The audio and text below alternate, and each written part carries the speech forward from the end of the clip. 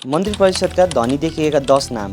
Number 10 पूर्वाधार मन्त्री सुनिल लम्साल। रूपन्देहीमा घर, नवलपरासी स्याङ्जामा पारिवारिक जग्गा, ब्याङ्क ब्यालेन्स, 30 तोला सुन र 50 तोला चाँदी उनको सम्पत्ति विवरणमा देखिएको छ। नम्बर 9 परराष्ट्र मन्त्री शिशिर खनाल। तनहुँ, नवलपुर र नेपालगञ्जमा जग्गा, सुन, ब्याङ्क ब्यालेन्स, गाडी र विभिन्न कम्पनीमा लगानी उनको विवरणमा देखिन्छ। नम्बर 8 पर्यटन मन्त्री खड्गराज पौडेल। पोखरामा घर, जग्गा, सेयर, कम्पनी, लगानी, सुन, चाँदी र गाडीहरू उनको सम्पत्ति विवरणमा छन्, तर ऋण पनि देखिएको छ। नम्बर 7 श्रम मन्त्री रामजी यादव। सप्तरीमा धेरै जग्गा, 80 तोला सुन, 150 तोला चाँदी र ब्याङ्कमा 70 लाख रुपियाँ देखिएपछि उनी पनि धनी मन्त्रीहरूको सूचीमा पर्दछन्। नम्बर 6 ऊर्जा मन्त्री विराज भक्त श्रेष्ठ। काठमाडौँमा 2 घर, ब्याङ्कमा लाखौँ रकम, सेयर लगानी, सुन, चाँदी र ल्यान्ड क्रुजर सहितका गाडीहरू उनको विवरणमा देखिन्छन्। नम्बर 5 प्रधानमन्त्री बालेन्द्र शाह। बालेनले करिब 1 करोड 46 लाख रुपियाँ नगद देखाएका छन्। उनको श्रीमतीको नाममा 190 तोला गरगहना र परिवारको नाममा काठमाडौँ, धनुषा र महोत्तरीमा जग्गाको विवरण देखाएका छन्। नम्बर 4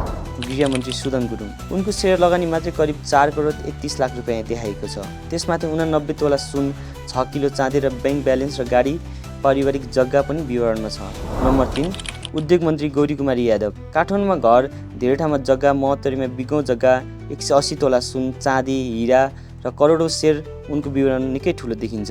नम्बर 2 अर्थमन्त्री सोनिम अग्ले। उनको सम्पत्तिमा घर जग्गा सबैभन्दा बलियो पक्ष देखिन्छ। ललितपुर, भैँसेपाटी, धुलीखेल र बन्दीपुरसम्म सम्पत्ति, ब्याङ्क ब्यालेन्स, सेयर लगानी, सुन र गाडीले उनलाई धनी मन्त्रीहरूको अग्रस्थानमा राखेको छ। नम्बर 1 शिक्षा मन्त्री सस्मित पोखरेल। सार्वजनिक सम्पत्ति विवरण हेर्दा उनी यो सूचीको सबैभन्दा अगाडि देखिन्छन्। उनको कुल पारिवारिक सम्पत्ति 24 करोड 16 लाख रुपियाँ देखाएको छ। घर जग्गा, सुन, चाँदी, सेयर, पारिवारिक लगानी सहित उनको सम्पत्ति विवरण निकै बलियो देखिन्छ। तर ध्यान दिनुपर्ने कुरा, यो कुनै अफिसियल नेट वर्थ र्याङ्किङ होइन।